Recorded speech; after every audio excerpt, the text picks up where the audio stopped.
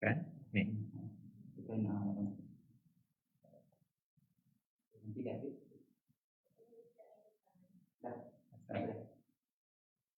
Okay, Assalamualaikum warahmatullahi wabarakatuh. Ya. Nahmaduhu wa nusalli ala rasulil karim. Rabbi shrah li sadri wa yassir li amri wahlul 'uqdatam min lisani yafqahu qawli. Segala puji bagi Allah Subhanahu wa taala, selawat dan salam ke atas junjungan besar Nabi Muhammad sallallahu alaihi wasallam. So, jadi topik yang kita akan sembang-sembang pagi ini adalah berkenaan dengan diabetic foot, iaitu kaki sakit kencing manis. Okay. Jadi kita akan berbicara dalam masa sekitar 20 minit, setengah jam berkenaan dengan topik ini. Jadi diabetik ataupun kencing manis adalah penyakit yang famous, di Malaysia dan juga di seluruh dunia. Kalau di Malaysia mungkin hampir 18 ke 25% penduduk mengidap penyakit kencing manis, dan dia semakin tinggi berkadaran dengan usia. Jadi biasanya kencing manis ni dia ada bukan setakat efek pada selera makan, berat badan turun, kan, dahaga. Selain daripada simptom kencing manis yang biasa kita sudah tahu, sakit kencing manis juga setelah beberapa tempoh masa dia akan ada komplikasi di tempat-tempat lain. Misalnya di kaki, di mata, kan, atau di jantung, buah pinggang. Jadi kencing manis ini akan memberi kesan pada sistem-sistem tersebut. Jadi apa yang kita akan sembang pada pagi ini lebih kepada apa yang berlaku di kaki. Jadi mungkin ramai yang tahu dan ramai yang masih belum tahu bahawa kencing manis juga ada efek pada kaki. Bila mana pesakit kencing manis, dia akan datang, dia akan bermula, biasanya dia akan bermula dengan kurang deria rasa pada bahagian kaki. Bermula dengan tapak kaki dan bahagian kaki keseluruhannya sedikit demi sedikit. Jadi bila kurangnya deria rasa ni, maka kaki tersebut terdedah untuk berbagai kecederaan dengan terpijaknya macam-macam lah, kan, benda yang tajam, benda yang panas. Jadi kaki tu tak dapat kesan benda ni tajam ke, benda ni panas. Jadi manusia pesakit tu dia tak akan reaksi, dia tak akan lari, dia tak akan angkat kaki dia. Jadi dia akan terus pijak. Jadi daripada situ ada risiko untuk dapat luka pada tapak kaki tersebut. Kan, hatta dulu-dulu ada kisah pesakit kita macam mana dia pergi umrah sekalipun, kan, dia pergi umrah, kan, kemudian selipar hilang. Masa sembahyang Zuhur panas tengah hari, kan, selipar hilang. Jadi masa tu nak pinjam selipar orang pun tak tahu siapa punya. Jadi baliklah ke hotel tapi tak rasa sakit, kan. Jadi bila sampai ke hotel, bila orang lain tengok, dah ada perubahan pada tapak kaki tersebut. Jadi inilah contoh bila mana kencing manis tu telah efek pada tapak kaki, maka kurang rasa. Jadi di rumah sendiri pun, bila kaki itu sudah mula kurang dari rasa, dia akan terdedah, cucuk benda yang tajam, kan, pin ke, paku ke, ataupun bucu-bucu objek, kan, tanpa disedari. Dan daripada kesan luka tersebut, kadang-kadang kalau dah lagi kurang dari rasa, luka itu semakin dalam tanpa disedari. Dan bila sudah ada luka, maka luka tersebut terdedah pada jangkitan kuman, kan. Dengan keadaan gula dalam badan yang tinggi, maka jangkitan kuman itu akan cepat merebak dan cepat berkembang, kan. Dan akhirnya sampai satu masa barulah pesakit itu akan rasa, kan, dia akan rasa kaki dia bengkak, kaki dia merah, kemudian ada kadang-kadang warna kuning sebab ada nanah, dan kemudian bila lebih teruk lagi, kadang-kadang dia perebakan dia naik semakin ke atas, ke kulali, ke betis, kan. dan akan berkait dengan demam dan akan menyebabkan ada demam. Dan bila benda tu terus berlarutan, kan, dia akan efek pada saluran darah juga. Dan kadang-kadang hujung-hujung jari akan mula bertukar warna. Daripada warna kulit yang biasa, dia akan kepada warna dah mula warna kelabu dan hitam. Jadi untuk tu secara amnya, sakit kencing manis yang telah memberi ada efek pada kaki, dia akan ada simptom-simptom dia, tanda-tanda ni, tu bengkak, merah, kemudian ada kumpulan nanah dan juga ada demam. Tapi antara tanda-tanda awal selain daripada kurang rasa, kadang kita tengok kaki tu sentiasa kering, kemudian ada bahagian yang dah ada macam kematu. Kematu ni sebab kita dah struktur kaki tu lebih tertumpu pada satu tempat, dan disebabkan kencing manis dia lebih kering lagi. Maka kematu ni pun ada risiko untuk dia jadi tempat sumber untuk jangkitan kuman. Jadi inilah antara tanda-tanda kaki tersebut telah mula simptom-simptom diabetic foot. Maksudnya kencing manis tu sudah mula merebak ke kaki. Jadi kalau sudah ada simptom-simptom ni, maka perlu dapatkan pergi ke tempat yang sepatutnya. Jadi bila kita periksa kaki dia, kita akan tengok setakat mana kaki tersebut, setakat mana teruknya kaki tu. Kalau masih ada setakat kematu, kering, kemudian kulit kering, kemudian ada perubahan pada kuku, so yang ni tak perlu masuk hospital lah. So yang ni mungkin di klinik, mana-mana klinik, mereka boleh bagi nasihat. So ni stage awal, peringkat awal diabetic foot, dan untuk peringkat awal ni cuma perlu penjagaan di rumah. Jadi antara perkara yang perlu dibuat di rumah kalau di peringkat awal untuk sakit kaki kencing manis adalah pertama sekali kena sentiasa tengok kaki, daily inspection, hari-hari, hari-hari perlu tengok kaki tersebut. Kalau ada masalah dengan penglihatan, maka perlu ada orang lain, penjaga yang paling hampir untuk tengok kaki pesakit tersebut pada setiap hari. Kadang-kadang pesakit dia tak dapat nak rasa sendiri, jadi kita perlu tolong dan tengok untuk hari-hari jika ada sebarang perubahan. Sebab bila dia dah sekali berubah, dia akan berubah dengan laju, dengan cepat. Untuk tu hari-hari kena tengok kaki. Kemudian yang kedua, kena pakai kasut atau selipar. Tak pernah kena ada kasut atau selipar khas di dalam rumah. Kasut dalam rumah, di luar lagilah kena pakai kasut dan selipar. Jadi dalam rumah pun bila mana kaki sudah mula ada rasa tak rasa, maka perlu pakai kasut khas ataupun selipar khas di dalam rumah. Untuk mengelakkan tadilah daripada terpijak objek-objek yang boleh menyebabkan punca jadi luka pada kaki tanpa disedari. Untuk tu, selain tu ada kena biasa pastikan kaki tu lembap, dan di celah-celah jari kena sentiasa periksa supaya dia sentiasa kering. Sentiasa kering di celah-celah jari. Tapi keseluruhan kaki di tapak kena sentiasa lembapkan.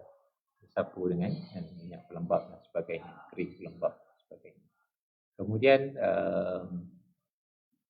ada teknik untuk potong kuku dengan lebih berhati-hati, supaya semasa potong kuku tu takkan menyebabkan kecederaan pada sekitar jari. Sebab sakit kencing manis, dia punya rasa sakit dah kurang. Jadi kadang-kadang bila kita terpotong sedikit ataupun dia sendiri potong, maka akan menyebabkan jadi punca, jadi luka dan seterusnya jangkitan kuman. Jadi penting untuk jaga hari-hari untuk lihat kaki anda. Kemudian kalau sudah memang ada kencing manis dan ada kurang diri rasa pada tapak kaki, perlu pakai kasut di dalam dan di luar rumah. Kemudian kena pastikan kaki sentiasa lembap dan di celah jari sentiasa kering. Kemudian teknik kena lebih berhati-hati semasa memotong kuku kaki, dan kemudian jika ada apa-apa luka, kena cepat-cepat rawat. Kalau setakat sikit mungkin perlu dicuci dengan pakai kotak kecemasan dressing di rumah saja. Tapi sekiranya sudah semakin besar, maka perlu segera datang ke klinik. Okay. Jadi ini kalau pesakit yang di peringkat awal datang dengan dia ada stage awal lah. Ada pesakit yang akan datang dalam keadaan kaki dah merah, kemudian dah ada blister, okay? Ada air keluar, air punya kumpulan air kan, macam melepuh panggil kan, kemudian bengkak. So yang ni mungkin kadang-kadang perlu kita berawal dengan antibiotik.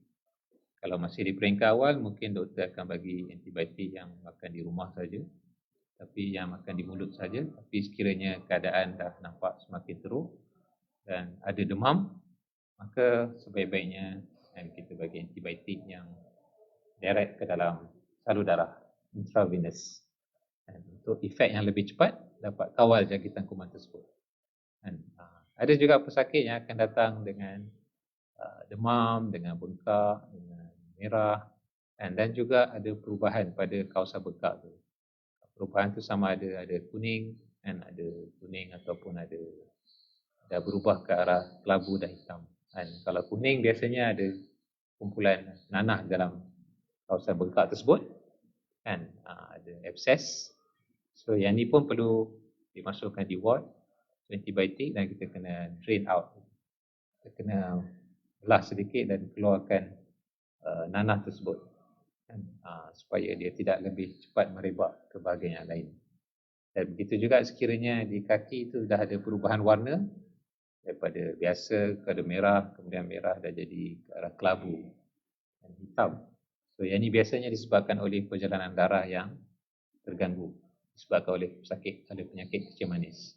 Jadi kalau dah sampai di peringkat ini, yang ni lagilah memang kena masuk ward, dan kita akan pantau progres jari tersebut sama ada tanda-tanda dia dapat diselamatkan dengan kita kawal jangkitan kuman sahaja, ataupun kita kena semak ataupun kita kena siasat, investigate dia punya perjalanan salur darah ke kawasan hujung-hujung kaki itu, sama ada masih bagus perjalanan salur darahnya ataupun sudah mula terhad perjalanan darah ke bahagian hujung-hujung kaki. Sekiranya terhad, maka di sinilah ada risiko di mana bahagian yang sudah darah tidak sampai, maka bahagian tersebut akan nekrosis, akan mati seterusnya, dan maka bahagian jari tersebut perlu diasingkan untuk mengelakkan perebakan jangkitan kuman ke peringkat lebih atas. Yang ini yang biasa ramai orang takut, itu bila mana kata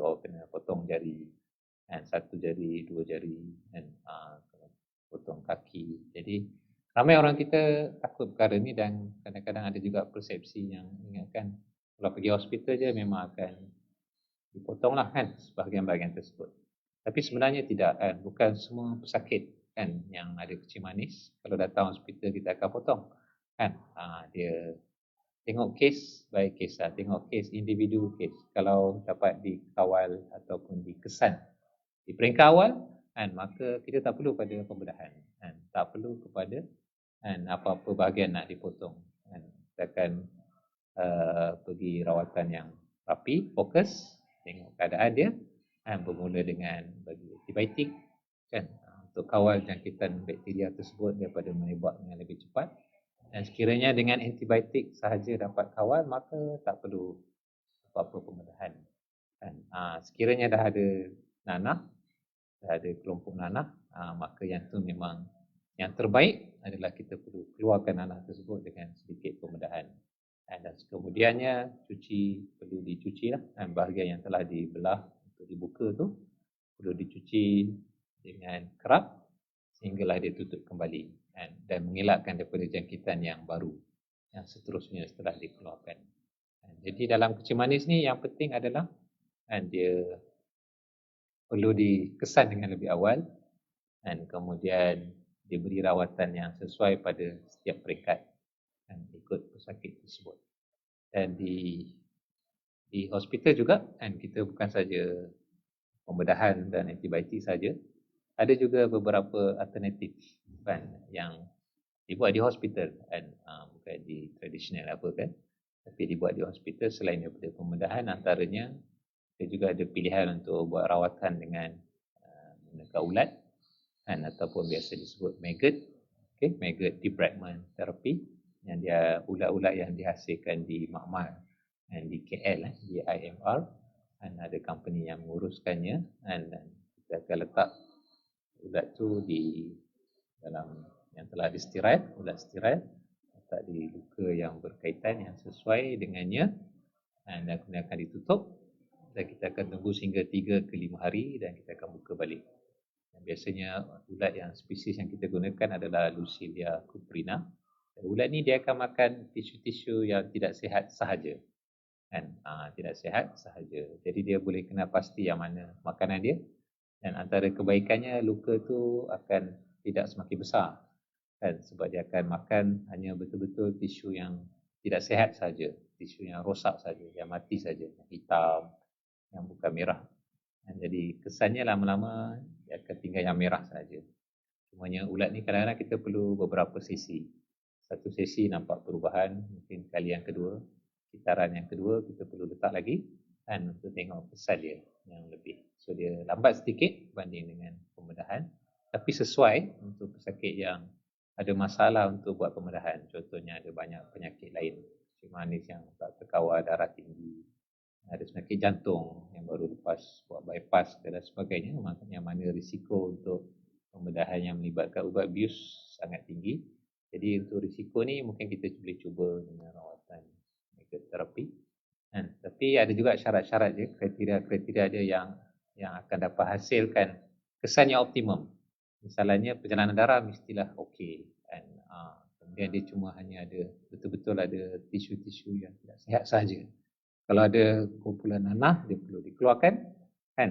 Kalau ada perjalanan darah tidak berapa okey, setelah kita akses, kita siasat, maka yang itu pun tak sesuai untuk rawatan secara magnetoterapi. Kita juga ada rawatan dengan ultrasonic debridement, yang mana kita bukan pakai pisau, tapi kita pakai mesin ultrasound, yang mana dia boleh hakis sedikit demi sedikit tisu-tisu yang tidak sihat, kan? Kemudian ada juga beberapa ubat dressing ataupun bahan material dressing yang juga bersifat dia boleh debrider, dia pun boleh menarik keluar, kan, tisu-tisu yang tidak sihat dan juga sedut, kan. Kita juga ada vacuum assisted closure dressing, VAC dressing ataupun vacuum dressing, yang mana bila ada luka yang besar selepas kita debride, maka kita boleh letak untuk dia sedut tisu-tisu yang tidak sihat, termasuk juga jika ada apa-apa collection dalam nanah, kan, ataupun serous discharge, dia akan sedut dan dia akan merangsang untuk cepat penghasilan tisu-tisu yang sihat, kan, healthy granulation tissue. Jadi inilah antara pilihan yang ada. Jadi bukan semua pesakit kecil manis akan berakhir dengan pembedahan dan amputation dan pembuangan sebahagian daripada jari ataupun sebahagian daripada kaki ataupun keseluruhan kaki. Tapi ada juga pilihan-pilihan yang lain. Tapi dia punya kunci dia, keyword dia ataupun dia punya syarat dia yang penting adalah kita kena datang awal. Sebagai pesakit yang datang awal, kita akan dapat nilaikan dan beri rawatan yang terbaik untuk peringkat tersebut. Dan kebanyakannya bila sudah sampai tahap kenapa perlu pembedahan dan pembuangan bahagian yang dah rosak, hanyalah semata-mata untuk mengelakkan daripada perebakan tu lebih cepat. Lebih cepat.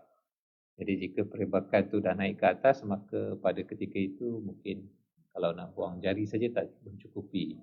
Dan ini yang kadang-kadang terpaksa pembedahan ataupun amputation tu lebih tinggi sampai tahap, kan, keseluruhan kaki tu terpaksa, kan, dibuang, dipotong, sebab untuk pada ketika itu untuk menyelamatkan dia merebak sampai ke paru-paru jantung, kan, yang boleh menyebabkan risiko pada nyawa lebih tinggi lagi, kan. Bila jangkitan kuman itu telah pergi ke satu badan, maka dia akan merosakkan sistem-sistem yang lain, kan, buah pinggang sebagainya.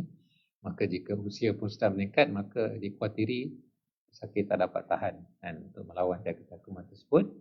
Maka punca kuman tersebut daripada kaki perlu dinyahkan, perlu dikeluarkan daripada awal-awal lagi, supaya kuman itu dapat dikawal kaitannya ke bahagian-bahagian yang lain. Jadi itulah antara sedikit sebanyak rawatan yang kita buat di hospital. Jadi di musim-musim pergerakan terhad lockdown dan sebagainya, maka perlu dipantau dengan lebih detail, dengan lebih dekat pesakit-pesakit kecil manis, khususnya penjaga mereka, keluarga, isteri, suami, anak-anak, perlu sentiasa ambil tahu tentang keluarga mereka yang ada penyakit kecil manis, bagaimana keadaan kaki, seperti mana yang kita tekankan tadi, dia perlu dilihat pada hari-hari, hari-hari kena periksa. Dia selaras dengan macam mana hari-hari pesakit kecil manis makan ubat kecil manis, kita juga hari-hari dia perlu lihat pada kaki dia, untuk dapat kita detect kesan lebih awal, apa-apa perubahan, apa-apa jangkitan kuman yang mula sudah berlaku. Dan benda ni bukannya sekali kena jangkitan kuman, masuk ward, selesai, dah balik rumah dia akan selesai. Dia kena sentiasa berterusan. Di mana yang ramai sudah maklum bahawa penyakit kecil manis ni dia berterusan. Selagi mana kita dah makan ubat, dah tak dapat, kita kena sentiasa kontrol gula kita dalam badan. Kita juga kita kena jaga, lihat, rawat dan perhatikan, beri perhatian pada kaki kita, supaya mudah-mudahan kaki kita terpelihara, kita dapat guna lebih lama, tanpa ada apa-apa masalah. Justru itu penting untuk kita sentiasa lihat, periksa kaki kita di rumah ni. Dan jika ada apa-apa, kita perlu datang segera ke tempat hospital. Kita jangan jadikan disebabkan terhad pergerakan ni, kita jadi lambat ke hospital, sebab bahagian kesihatan itulah antara yang diberi keutamaan supaya dapat disegerakan untuk mengelakkan komplikasi yang lebih, komplikasi yang lebih teruk lagi, sehingga kalau dah lewat memang kita pun tak boleh nak buat apa, sampai-sampai terpaksa buang bahagian yang telah rosak. Kita datang di peringkat awal, banyak pilihan yang ada untuk kita selamatkan kaki, untuk alirkan nanah, untuk keluarkan kuman, supaya kaki itu dapat berfungsi, dapat baik balik seperti asal, seperti sebelum ada jangkitan kuman tersebut. Jadi saya rasa itu saja untuk hari ini. Jadi secara ringkasnya kita recap balik, ada beberapa tanda-tanda kaki tu yang perlu jumpa doktor bila ada penyakit kecil manis. Pertama, bila ada bengkak, ada merah, kemudian rasa pun dah kurang, dan tapi kita sakit, kita ada rasa sakit, kemudian ada perubahan warna, bila dah ada kuning, nanah, ada cecair keluar daripada luka, ada luka, kemudian bila ada warna hitam, gangrene, kelabu, dan bila ada bau, bila ada tanda-tanda ni, maka kita kena segera pergi jumpa doktor, sama ada nak pergi klinik dulu ataupun nak pergi ke hospital, ikut yang mana yang mudah bagi tempat masing-masing, tempat masing-masing. Kemudian semua perkara boleh dicegah bila kita dapat detect awal, kita dapat cegah daripada terpaksa potong, dapat cegah daripada masuk ward, bila kita datang di peringkat yang awal. Jadi untuk itu kena datang secepat yang boleh, bila kita dapat detect tanda-tanda tadi, maka terus dapatkan nasihat daripada doktor yang terdekat. Jika perlu, mereka akan rujuk ke hospital, dan di IIUM Specialist Center pun kita ada menyediakan perkhidmatan ini untuk penyakit kecil manis. Dan setelah tiba, kita akan analisa, kita akan nilai tahap jangkitan kuman tersebut, dan kita akan ada beberapa pilihan rawatan dengan antibiotik sahaja, dengan pembedahan, untuk keluarkan nanah, untuk keluarkan jari-jari yang telah rosak, dan juga ada pilihan yang jika lebih awal hadir, kita boleh bagi pilihan rawatan maggot therapy, ultrasound, dressing, pelbagai jenis dressing yang ada yang boleh membantu untuk penyakit kaki kecil manis. Dan apapun keseluruhan keadaan kaki ini juga bergantung bila mana kita kawal penyakit kecil manis itu secara dengan kawal gula, kawal diet, jaga makan ubat ikut seperti yang dinasihatkan, kemudian ikut tempoh rawatan susulan yang dinasihatkan, dan jaga dia semua dengan gaya hidup yang sihat kan, maka insya-Allah komplikasi di kaki, di mata, di buah pinggang dan banyak komplikasi yang lain daripada kencing manis ni dapat dielakkan. Jadi saya rasa cukup saja setakat ini. Mudah-mudahan perkongsian yang santai ini dapat memberi sedikit manfaat dan pada semua. Okey, jadi kalau itu saja daripada saya. Assalamualaikum warahmatullahi wabarakatuh.